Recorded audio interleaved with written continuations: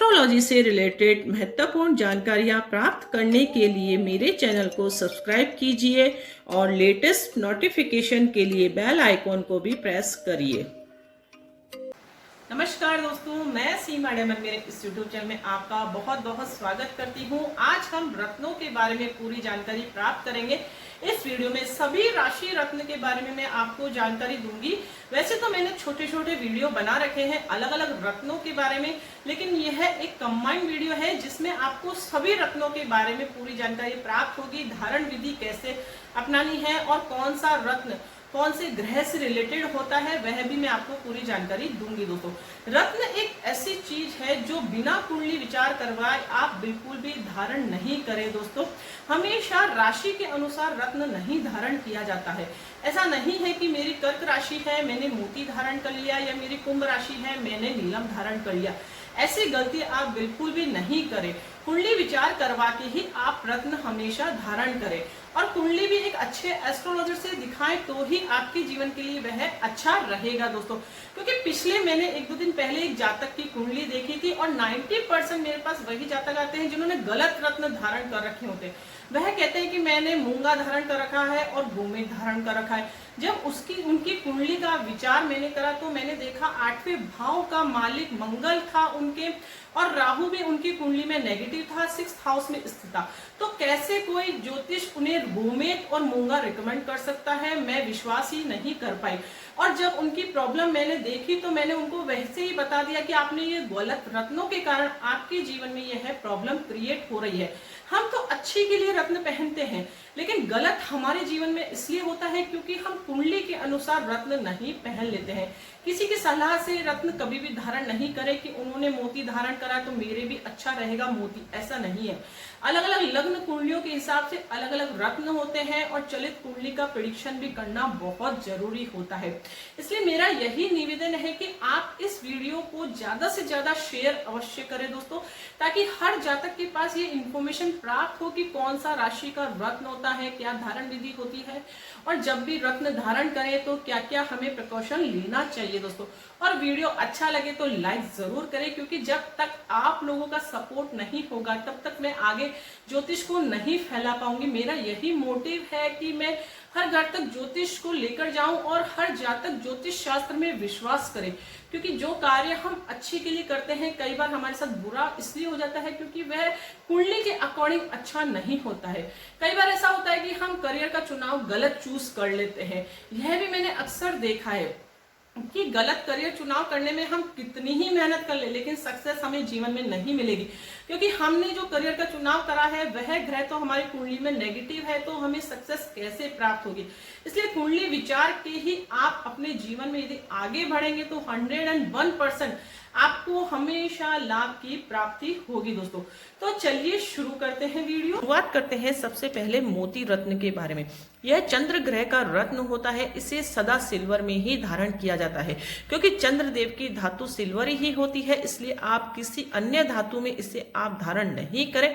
केवल सिल्वर में ही आप इसकी अंगूठी बनवाएं या पेंडल आप पहनते हैं तो पेंडल के रूप में बच्चों के लिए हम पेंडल रिकमेंड करते हैं, क्योंकि वह अंगूठी कैरी नहीं कर पाते हैं। लेकिन यदि आप बड़े हैं तो आप हमेशा अंगूठी में ही धारण करें तो ज्यादा अच्छा रिजल्ट हमें नगों से प्राप्त होता है, रत्नों से प्राप्त होता है। तो इसे हमेशा लिटिल फिंगर में ही धारण किया जाता है। जब आपकी अंगूठी बन जाए तो इसे आप लिटिल फिंगर में धारण करें, क्योंकि यह चंद्रदेव चंद्र पर्वत को रिप्रेजेंट करती है ये वाली फिंगर, इसलिए इसे सदा लिटिल फिंगर में ही धारण किया जाता है। हर एक रत्न की पर्टिकुलर एक फिंगर होती है, पर्टिकुलर एक धातु होती है, शुभ मुहूर्त होता है, तभी उसका 100% हमें रिजल्ट मिलता है यदि आप इन चीजों को फॉलो करते हैं।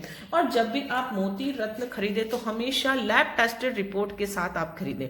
क्यों? लैब टेस्टेड रिपोर्ट ही यह आपको जानकारी दे पाएगी कि ये 100% शुद्ध रत्न है, क्योंकि मोती में लो कॉस्ट के रत्न भी मिलते हैं, बहुत ही सस्ते मोती भी मिलते हैं, लेकिन उनका धारण करने से आपको लाभ प्राप्त नहीं होगा जब तक कि वह शुद्ध 100% मोती नहीं होगा। अब आप कैसे जानेंगे कि ये शुद्ध मोती है? तो इसमें स्पेसिफिक ग्रेविटी 2.61% 67 अप्रोक्सीमेट होती है और रिफ्रैक्टिव इंडेक्स 1.53 के आसपास होता है। तो इस चीज यदि आपके लैब टेस्टेड रिपोर्ट में ये दोनों चीजें मेंशन है तो आप ये जान पाएंगे कि यह सही मोती है। और ये से सूक्ष्मदर्शी के द्वारा भी देखकर जांचा परखा जाता है कि यह शुद्ध मोती है कि नहीं है, और केमिकल प्रोसेस से भी गुजारा जाता है, तभी ये रिपोर्ट बनती है। इसलिए इस रिपोर्ट को खरीदना आपको बहुत आवश्यक है। वह रत्न के साथ ही आपको मिलती है। जहां से भी आप रत्न खरीदते हैं तो आपको लैब टेस्ट रिपोर्ट के साथ आप अवश्य यह खरीदे रत्न।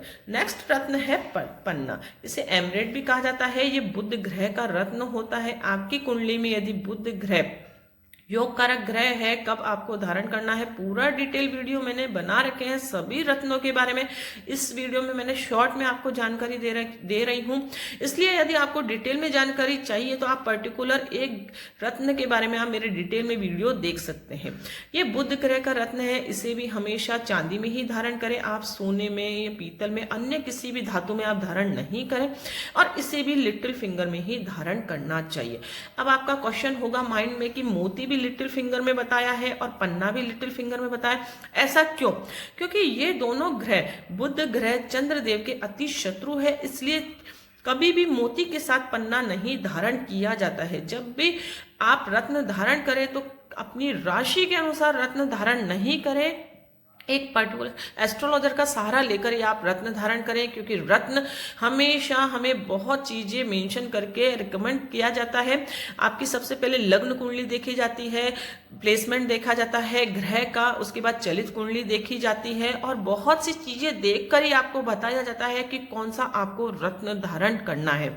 रत्न आप जब भी धारण करते हैं तो सबसे बड़ी सावधानी आपको यही देखनी है कि कौन सा रत्न किस धातु में आपको धारण करना है, कौन से शुभ मुहूर्त में धारण करना है, और शुद्ध है कि नहीं है रत्न, और उसके अलावा कौन से रत्न के साथ कौन सा रत्न हम नहीं धारण कर सकते हैं, उस चीज का भी आपको ध्यान रखना है। कभी भी नेगेटिव ग्रहों का रत्न आप नहीं धारण करें, मेरी यही रिक्वेस्ट है। और इसी तरीके से आप पन्ना जब भी आप खरीदे तो लैब टेस्टेड रिपोर्ट के साथ खरीदे। इसमें भी दो ही चीजें मेंशन रहती है, स्पेसिफिक ग्रेविटी 2.68 के अप्रोक्सीमेट होती है और रिफ्रैक्टिव इंडेक्स 1.57 के आसपास होता है। तो यह मेंशन करता है कि यह 100% शुद्ध रत्न है। नेक्स्ट रत्न है पुखराज, जिसे येलो सफायर भी कहा जाता है। पुखराज हमेशा सोने में आप धारण करें या फिर इसे पीतल में ही धारण करें, क्योंकि ये गुरु ग्रह का रत्न होता है, येलो कलर को रिप्रेजेंट करता है, तो इसकी धातु भी येलो ही होगी। इस चीज को आप देखिए। तो इसे हमेशा इंडेक्स फिंगर में हमें धारण करना है, क्योंकि ये गुरु पर्वत को प्रदर्शित करती है ये वाली फिंगर, इसलिए इसे इंडेक्स फिंगर में ही धारण करते हैं। गुरुवार वाले दिन आप धारण करें, शुभ मुहूर्त देखकर, चौगड़िया देखकर, धारण विधि अपनाकर। नेक्स्ट रत्न है व्हाइट टोपास। व्हाइट टोपास शुक्र ग्रह का रत्न है। इसे हमेशा चांदी में ही धारण किया जाता है और इसे भी अब इंडेक्स फिंगर में ही धारण किया जाता है। अब आपका फिर से वही क्वेश्चन होगा कि ये दोनों रत्न आप आपस में एक साथ नहीं पहन सकते, क्योंकि गुरु शुक्र का अति शत्रु है। इसलिए आपस में मित्रता, जब भी हम कोई दो रत्न धारण करते हैं तो आपस में दोनों का मित्र होना आवश्यक है। तो गुरु और शुक्र आपस में शत्रु है, इसलिए कभी भी पुखराज के साथ व्हाइट टोपास नहीं धारण किया जाता है। यदि आपको किसी ने ऐसा कॉम्बिनेशन बता दिया है तो वह गलत है। तो आपको इन चीजों का बेसिक नॉलेज होना बहुत जरूरी है कि कौन सा रत्न किस समय हमें धारण करना है, कौन से शुभ मुहूर्त में धारण करना है, और कौन से रत्न के साथ हमें नहीं धारण करना है। व्हाइट टोपास भी आप जब भी खरीदे तो उसकी भी आप लैब टेस्टेड रिपोर्ट आप अवश्य लें, तभी वह 100% शुद्ध रत्न कहलाएगा। इस तरीके से आप लैब टेस्टेड रिपोर्ट लेना नहीं भूले, उसमें भी आप इसी चीज का संकेत दिया जाता है कि यह शुद्ध रत्न है। इसे भी आप चांदी में ही धारण करें। अब नेक्स्ट रत्न है माणिक। माणिक सूर्य ग्रह का रत्न होता है। इसे भी आप सोने में धारण कर सकते हैं या फिर पीतल में धारण कर सकते हैं। सूर्य ग्रह को इम्प्रूव करने के लिए यह रत्न धारण किया जाता है। जिन जातक की गवर्नमेंट जॉब नहीं लग रही है तो उन्हें अपनी कुंडली का एनालिसिस करवा के जान लेना चाहिए कि सूर्य ग्रह यदि उनके योग कारक है तो वह अवश्य ही माणक धारण करें, और माणक धारण करने से सूर्य ग्रह इंप्रूव होता है, जिससे गवर्नमेंट जॉब लगने के चांसेस होते हैं। इसे अब आपको रिंग फिंगर में धारण करना है। शुभ मुहूर्त देखकर आप इसे रविवार वाले दिन धारण कर सकते हैं और रिंग फिंगर में इसे इस तरीके से धारण करना है। अब इसकी भी आपको लैब टेस्टेड रिपोर्ट आपको लेनी है जब भी आप परचेस करें रत्न कहीं से भी। अब नेक्स्ट रत्न है नीलम। नीलम शनि ग्रह का रत्न होता है और इसे हमेशा पंच धातु में या फिर सोने में धारण किया जाता है। पंच धातु में थोड़ा सा लोहा, चांदी, तांबा और मिलाया जाता है। इस तरीके से 5 धातुएं मिलकर पंच धातु बनती है। जब भी आप सोने इसे सुनार से बनवाएंगे तो उसे आप बोल सकते हैं कि इसे आप पंच धातु में बना दे तो वह आपके लिए वह बना देगा, या फिर इसे आप सोने में बनवा सकते हैं। बहुत सी भ्रांतियां होती हैं नीलम रत्न के बारे में। यदि आपकी कुंडली रिकमेंड कर रही है कि नीलम आपको पहनना है तो आपको अवश्य नीलम धारण करना चाहिए। अब नीलम हमेशा मिडिल फिंगर में ही धारण करना चाहिए क्योंकि यही उंगली शनि ग्रह को रिप्रेजेंट करती है। इसलिए शनि ग्रह का जो भी रत्न होगा वह मिडिल फिंगर में ही धारण किया जाता है। अब नीलम को आपको जब भी खरीदना है तो इस तरीके से आप लैब टेस्टेड रिपोर्ट के साथ अवश्य खरीदें। फिर से मैं वही जानकारी आपको दे रही हूँ, लेकिन अलग अलग रत्नों की अलग अलग लैब टेस्टेड रिपोर्ट होती है, अलग अलग स्पेसिफिक ग्रेविटी होती है, अलग अलग रिफ्रैक्टिव इंडेक्स होता है, अलग अलग इनका वेट होता है। वेट के अकॉर्डिंग यह लैब टेस्टेड रिपोर्ट बनाई जाती है। कितने रत्ती का पहनना है आप पिछले वीडियोस में देखकर जान सकते हैं। लास्ट रत्न है मूंगा, जिसे हम रेड कोरल भी कहा जाता है। यह मंगल ग्रह का रत्न होता है। इसे आपको या तो सोने में बनवाना है या फिर तांबे में आप इसे धारण कर सकते हैं और इसके लिए भी रिंग फिंगर ही होती है। यही फिंगर होती है जो मंगल ग्रह को रिप्रेजेंट करती है। अब आप कहेंगे कि माणक के लिए भी आपने यही फिंगर बताई है और मूंगा के लिए भी आप यही फिंगर बता रहे हैं, लेकिन जब भी आप सिंगल में यदि माणक धारण करते हैं तो रिंग फिंगर में ही धारण करना है। सिंगल में यदि मूंगा धारण करने हैं तो आपको रिंग फिंगर में ही धारण करना है। लेकिन कई बार ऐसा हो जाता है कि मूंगा और माणिक एक साथ बता दिया जाता है कि आपको माणिक भी धारण करना है और मूंगा भी धारण करना है। हम एक से अधिक रत्न भी धारण कर सकते हैं, लेकिन कॉम्बिनेशन होना चाहिए। यदि ऐसी परिस्थितियां आपके सामने बन रही है तो हमेशा राइट हैंड में आप माणिक धारण करें रिंग फिंगर में, और लेफ्ट हैंड में आपको मूंगा धारण करना। इस तरीके से इसका डिवाइडेशन कर दिया जाता है। और हमेशा आप यदि फीमेल है तो आपको लेफ्ट हैंड में धारण करना है रत्न को, और यदि आप मेल है तो हमेशा राइट हैंड में आपको रत्न को धारण करना है। इस चीज का भी आपको ध्यान रखना है। और जब भी आप मूंगा खरीदे तो लैब टेस्टेड रिपोर्ट के साथ आप खरीदे। यह शेप है, शेप का कोई फर्क नहीं पड़ता है। ट्राइंगल शेप में भी मूंगा आता है, आउल शेप में भी आता है, ये इस तरीके से सिलेंडर शेप में, तो शेप से कोई फर्क नहीं पड़ता है। केवल रत्ती जो हम बताते हैं उसका आपको फॉलो करना है, पर्टिकुलर वही रत्ती का आपको पहनना है। थोड़ा बहुत ऊपर नीचे हो जाए उससे इतनी दिक्कत नहीं आती है, क्योंकि हमारे वजन के अकॉर्डिंग यदि हम रत्न धारण करते हैं तभी हमें 100% रिजल्ट प्राप्त होता है। इस तरीके से सभी रत्नों के बारे में मैंने आपको जानकारी दी है। बेसिक यही रत्न होते हैं। राहु और केतु का रत्न कभी भी आप धारण नहीं करें। गोमेद आप बिल्कुल भी धारण नहीं करें। और जो भी राहु केतु के लिए आपको रत्न कोई भी रिकमेंड करता है तो कभी भी आप भूल करके भी धारण नहीं करें, क्योंकि राहु केतु छाया ग्रह है। यह हमेशा इन्हें नेगेटिव डिपार्टमेंट ही दिया गया है। यह आपकी कुंडली में अच्छे भी हैं, लेकिन इनकी जो कारक तत्व है वह नेगेटिव ही है। इसलिए कभी भी इनका रत्न हमें धारण नहीं करना चाहिए, क्योंकि राहु केतु का उस समय आपको अच्छा रिजल्ट तो दे पाएगा, लेकिन धीरे धीरे उनके नेगेटिव जो कारक तत्व है वह आपकी कुंडली में उजागर होंगे, जिससे आपके नेगेटिव एनर्जी बढ़ेगी और आपको जीवन में नेगेटिव रिजल्ट राहु केतु के कारण मिल जाएंगे। इसलिए कभी भी राहु केतु का रत्न आप नहीं धारण करें दोस्तों। इस चीज का आपको ध्यान रखना है और लैब टेस्टेड रिपोर्ट के साथ आप खरीदे, शुद्ध रत्न खरीदे। कहीं से भी आप खरीद रहे हैं उससे कोई प्रॉब्लम नहीं है, लेकिन आप यह अच्छे से जांचें परखें कि हाँ ये शुद्ध रत्न है कि नहीं है, क्योंकि शुद्ध रत्न धारण करेंगे पर्टिकुलर वही धातु में और शुभ मुहूर्त देखकर पर्टिकुलर वही दिन में शुक्ल पक्ष में, तो ही आपको अच्छा रिजल्ट मिलेगा। केवल नीलम है वह कृष्ण पक्ष में धारण किया जाता है, बाकी सभी रत्न शुक्ल पक्ष में धारण किए जाते हैं। मैंने सभी रत्नों की धातु भी आपको बता दी है।